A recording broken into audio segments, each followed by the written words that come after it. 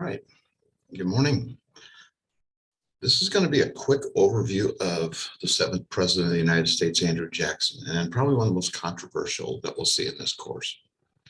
Jackson's experience is very unique to the American experience, and he's probably the first truly what we could call American style of president. He's going to rule the country and run his administration for the 8 years during a very tumultuous time where slavery and the opposition to slavery was being brought up. You had the development of a northeastern industrial, a southern slave-based society and plantation-based society. And in the West, in the expansion, you had conflicts with natives.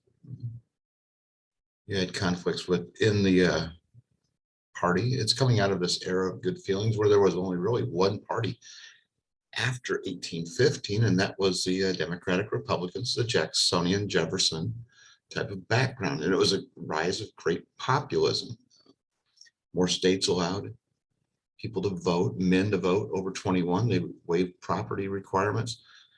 And it created by 1828 a very large groundswell of populism, especially surrounding Jackson.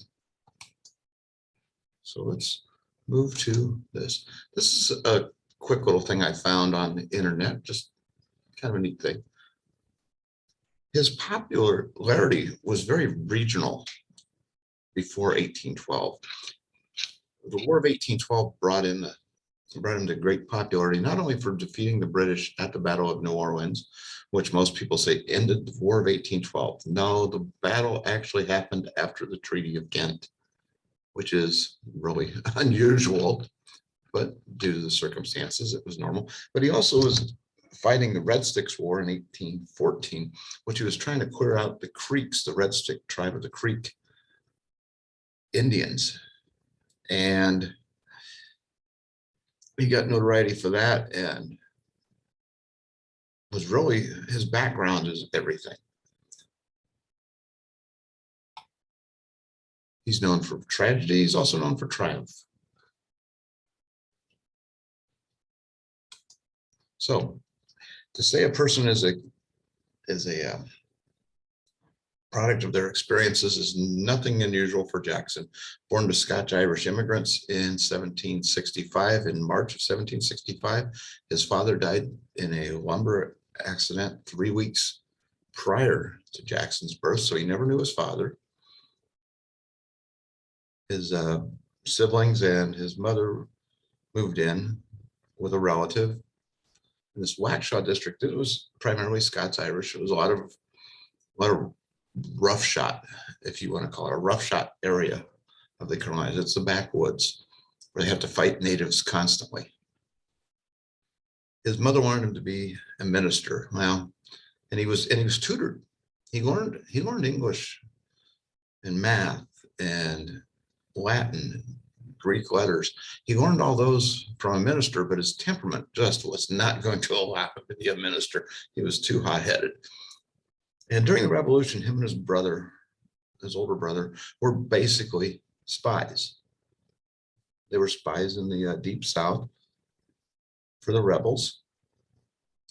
And one of his experiences was formed by his hate, by being slapped across the face and head by a British officer who told him to clean his boots. And the young Jackson basically told him point blank, no.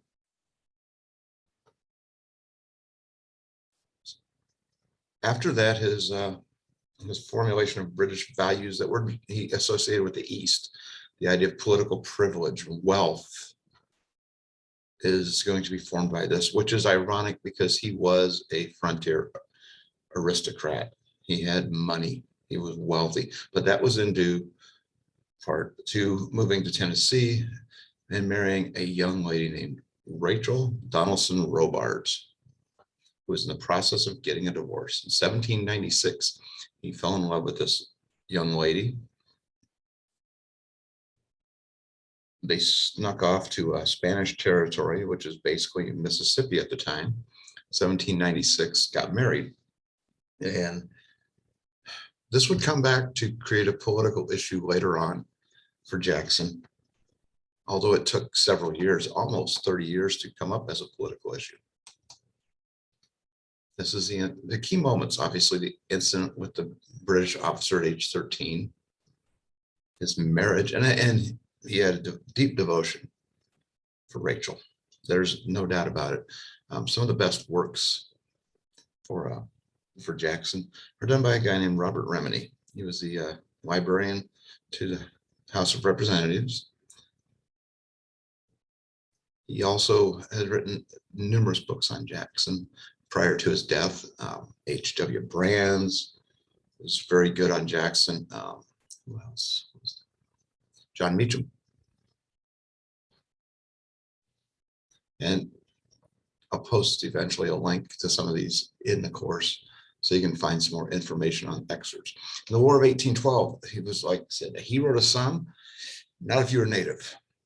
The Battle of Horseshoe Bend in 1814 pretty much wiped out the bulk of a tribe.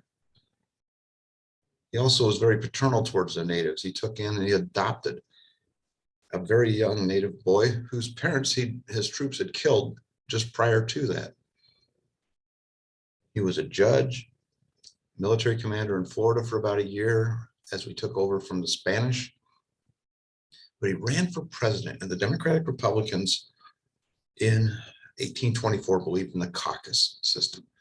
Small groups of people would meet behind closed doors and nominate presidential candidates. And in 1824, there were 4 candidates. There was Henry Clay.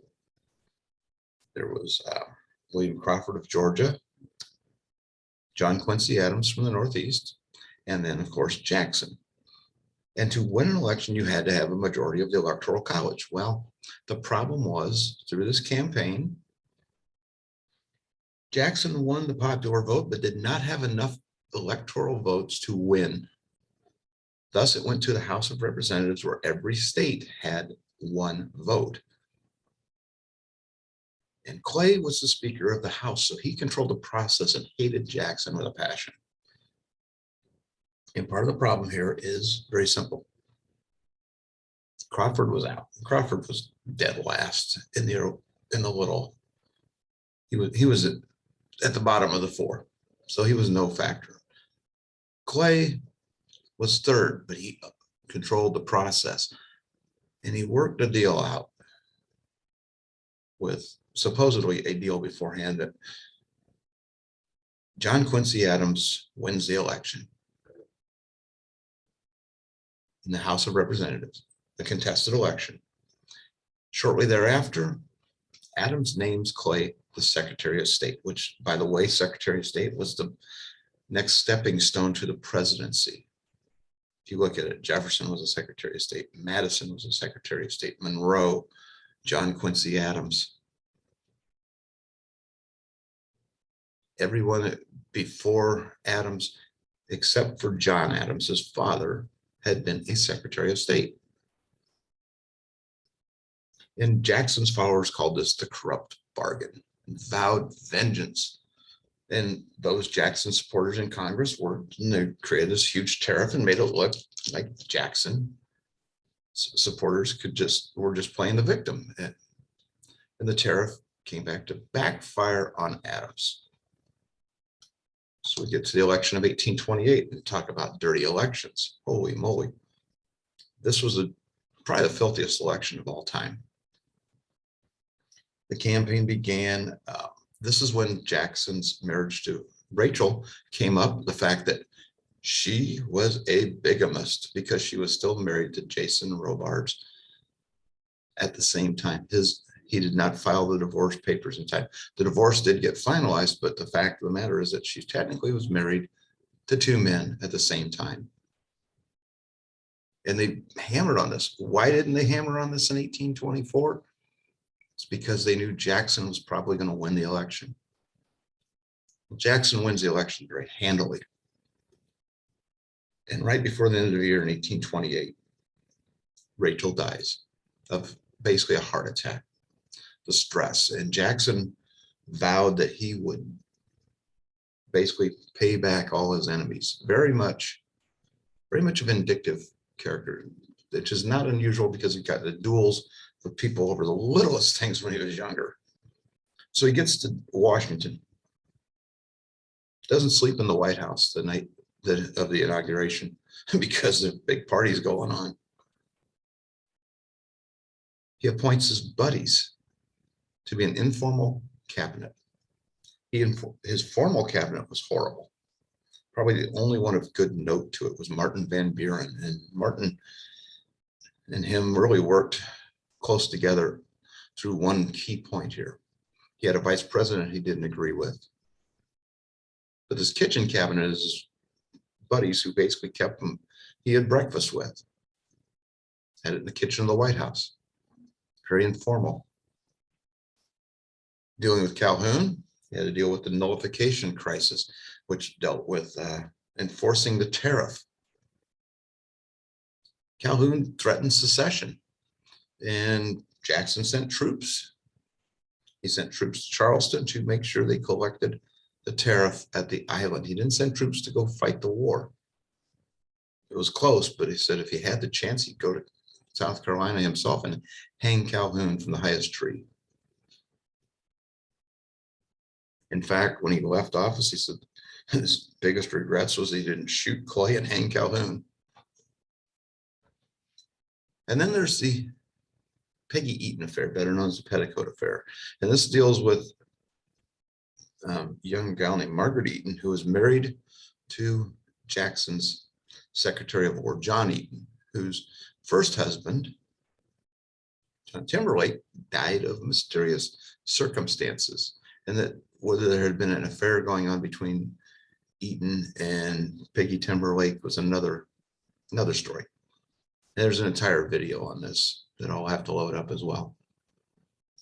But it's an interesting affair, and it's all about how Peggy Eaton was a barmaid. She's a barmaid for her father. She was a woman of not as high social status, and Floride Calhoun was the vice president's wife, and she was kind of a snob and refused to go to Eaton's hosting of a dinner. And Jackson got hold of that, and it was all over. Secretly trying to become president himself. In fact, while he was alive, he proposed a dual presidency, a North and a South president. He also had the spoils system. He didn't believe in patronage, but yet he put some people who were just horrible in there and enforced Monroe's tenure act about non-elected officials being rotated. But his two biggest controversies were really the Indian Removal Act of 1830, which he basically set up the Trail of Tears that happened later. And it was all because of people moving in to areas where there were natives, especially the Cherokee and the 5 civilized tribes.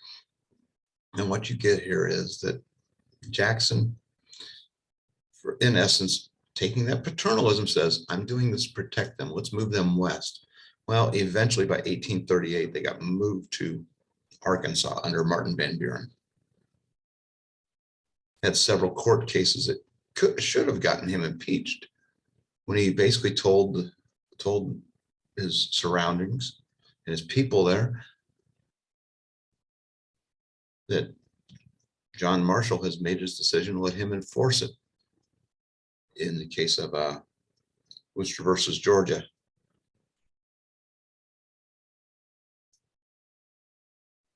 And then the bank war. Election of 1832 comes up.